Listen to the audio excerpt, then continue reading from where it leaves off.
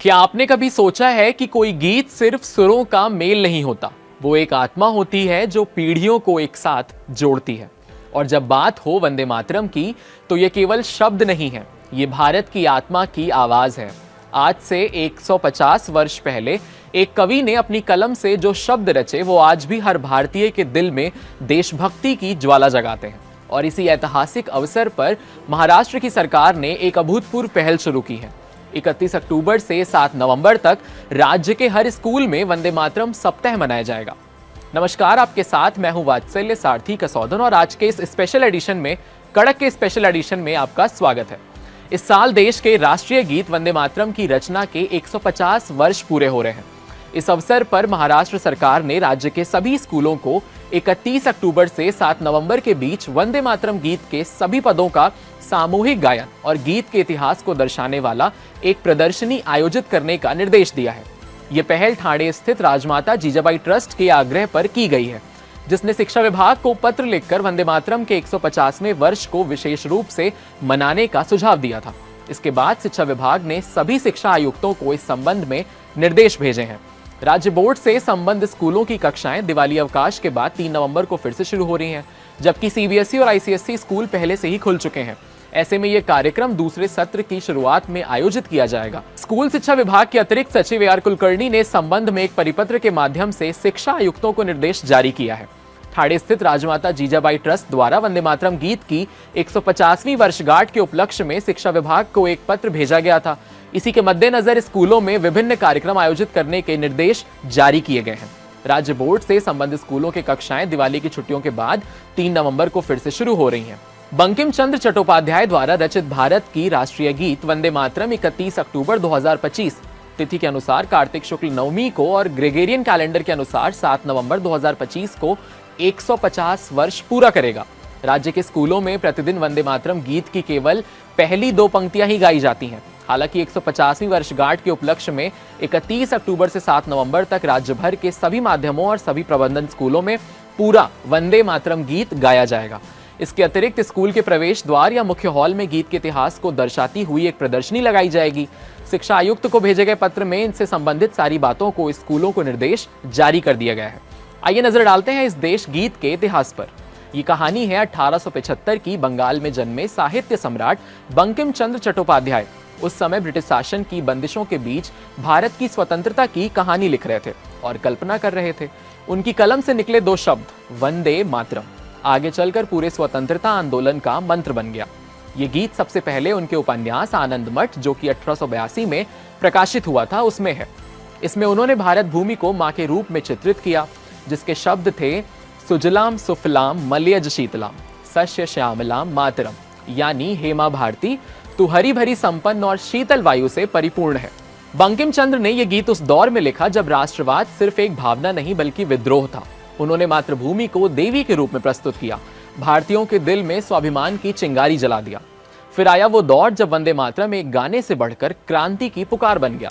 1905 में बंगाल विभाजन के विरोध में जब आंदोलन शुरू हुआ तो सड़कों पर गूंजता था सिर्फ एक नारा, वंदे मातरम। रविंद्रनाथ टैगोर ने इसे पहली बार 1896 के कांग्रेस अधिवेशन में गाया था और उसके बाद यह गीत भारतीय स्वतंत्रता संग्राम का आध्यात्मिक प्रतीक बन गया। अंग्रेजी सरकार इस गीत से डरने लगी थी क्योंकि यह हर आंदोलन की शुरुआत बन गया था। कई जगह वंदे मातरम बोलने पर लोगों को जेल भेज दिया गया। फिर भी देशवासी चुप नहीं बैठे, क्योंकि यह सिर्फ गीत नहीं था, यह आजादी की सांस थी। और अब 2025 ठीक 150 वर्ष बाद यही गीत फिर से हमारे बीच गर्व और एकता का प्रतीक बनकर लौट रहा है। भारत सरकार और कई राज्यों ने इस ऐतिहासिक पर्व को विशेष रूप से मनाने का ऐलान किया है। भारत के प्रधानमंत्री नरेंद्र मोदी ने भी कहा है कि वंदे मातरम वो मंत्र है जो 140 करोड़ भारतीयों को जोड़ता है। इस वर्ष पूरे देश में वंदे मातरम 150 वर्ष के कार्यक्रम आयोजित किए जा रहे हैं। गीत प्रतियोगिताएं, प्रदर्शनी, संगीत, कार्यशालाएं और जन जागरण अभियान के माध्यम से इसका प्रचार प्रसार किया जा रहा है। अब बात करते हैं कि महाराष्ट्र सरकार की उस अनोखी पहल की जो आने वाली पीढ़ियों को यह संकेत दे रही है कि इस गीत से भावनाएं लोगों तक पहुंचाई जाएंगी। राज्य सरकार ने आदेश दिया है कि 31 अक्टूबर से 7 नवंबर तक राज्य के सभी स्कूलों में वंदे मातरम सप्ताह मनाया जाएगा। इस दौरान बच्चे गीत के सभी पदों का सामूहिक गायन करेंगे। स्कूलों में प्रदर्शनियां और निबंध प्रतियोगिताएं लगाई जाएंगी। जिसमें इस गीत के ऐतिहासिक रचयिता और सांस्कृतिक महत्व को स्पेशल तरीके से बच्चों के सामने और खास करके लोगों के सामने दिखाया जाएगा।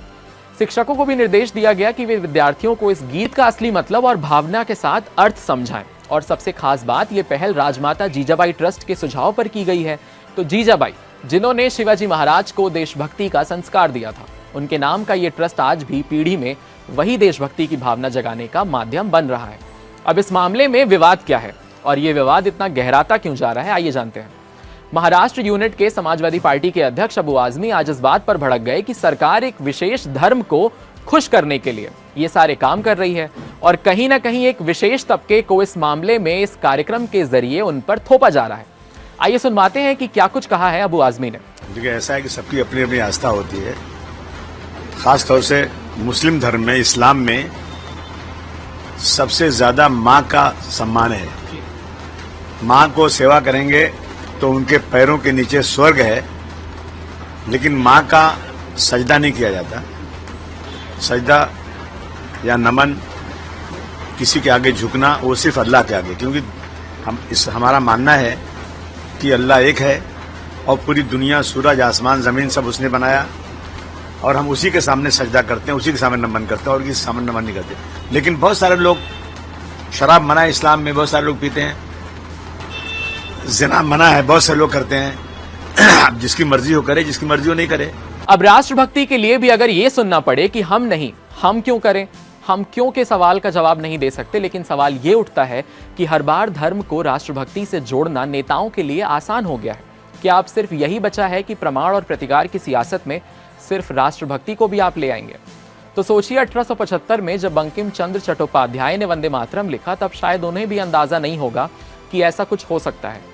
राष्ट्रभक्ति का संदेश देने वाला गीत भी कभी इस दायरे में आ जाएगा कि इसे भी सेलेक्टिव होना पड़ेगा।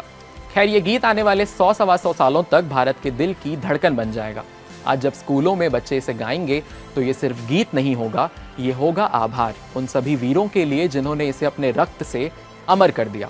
और इसके शब्द हैं, वंदे मातरम, सुजलाम सुफलाम, मलयज शीतलाम, सस्य श्यामलाम मातरम। और हमेशा हर भारतीयों के दिल में ये गूंजता रहेगा। ऐसे ही अमेजिंग फैक्ट्स और अमेजिंग वीडियोस के लिए आप हमारे कड़क चैनल को लाइक कर सकते हैं, सब्सक्राइब कर सकते हैं हमारे चैनल को। मिलेंगे अगली वीडियो